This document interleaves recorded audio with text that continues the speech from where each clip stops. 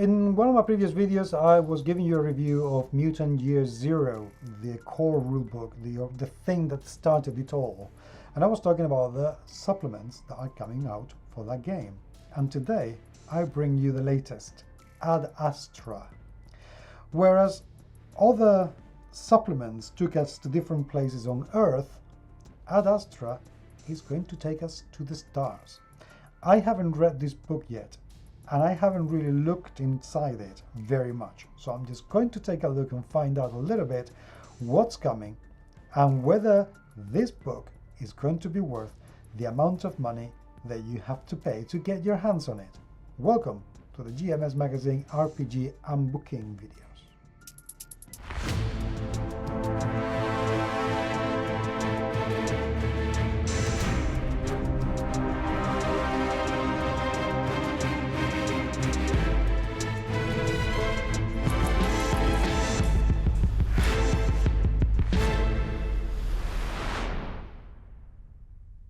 Ad Astra takes us even further than I thought that this game was going to allow you to go, because if surviving on Earth is difficult, I can only imagine what surviving in space is going to be like, with the scarcity of fuel, water, and of course oxygen, and temperature.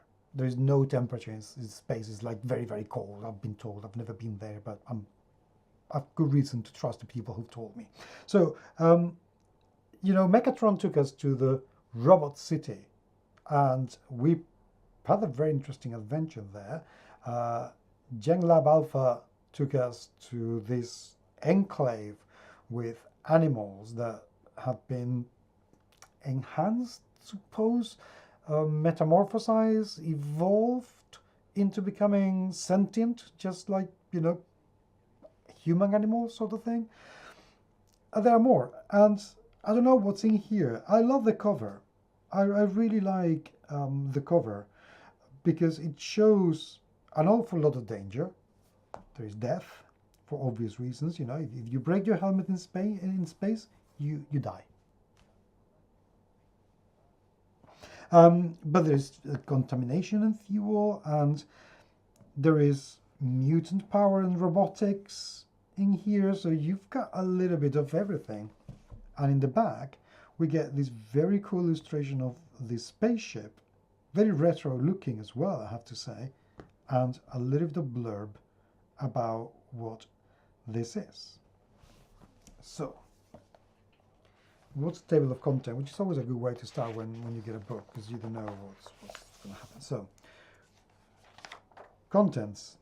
We get to the stars, Jotunheim, Selene, Eden, Mars, the Eye of Odin, new rules, and the solar system. Interesting that the new rules are coming at the very, very end of the book.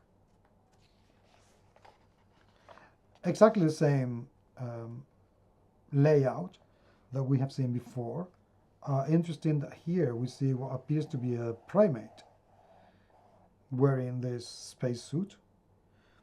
And one thing that I'm liking is how the illustrations are showing some sort of decadence. You know, they are in decay, not decadence, but decay on all the things that we are seeing here. Nothing seems to be new.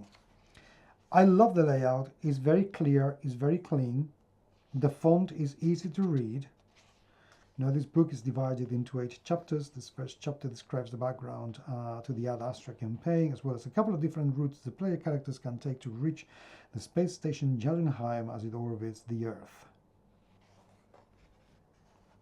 See, nothing is new. Everything seems to be a little bit broken.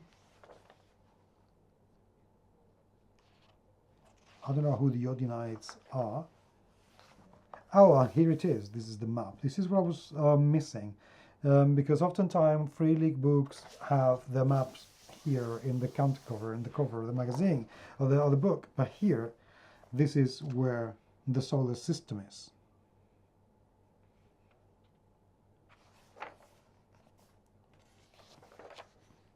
And again, everything seems weird and out of shape.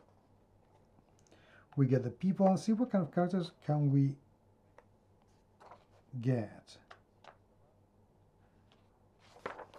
What kind of characters? One thing it seems from the illustrations is that both robots and humans and other creatures live side by side, which is not something that happens on Earth. They're all completely separated. And so in fact, for a robot to get out of Mechatron is not easy. So get the underfog. This is the moon. A second. Jotunheim. Okay, I can see we could create characters. This is interesting. This is Selenis, or the moon.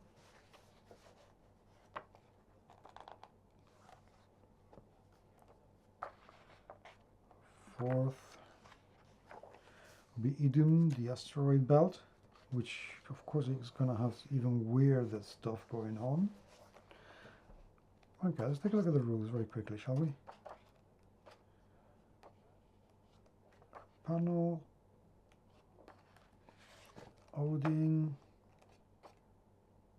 aha, and here they are. I don't know why they are at the end though, that's kind of thrown me out. So, pilot, it's a new one,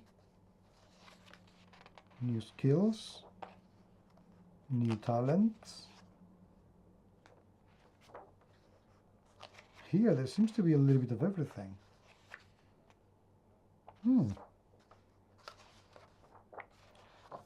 Well, I am now ginormously curious about this. Very, very curious about this. So I'm actually I wasn't going to read it because I was going to wait until my friend reads it once it's published in Spanish, which hopefully it will be, to actually play it. But I'm very curious. So I think this is going to go into my read as quickly as possible review pile, so I can tell you all about what on earth is going on in here. But this is very, very promising. I'm liking it. If you have already read it, I would love to hear what you have to say. So please, please, please leave me the comments down there, or let me know in Twitter or Facebook or wherever you want to find me, which I am in all sorts of places. But until the next time, thank you so much for being there. I hope you have enjoyed this. Remember to subscribe if you have, and I will talk to you very soon. Take care.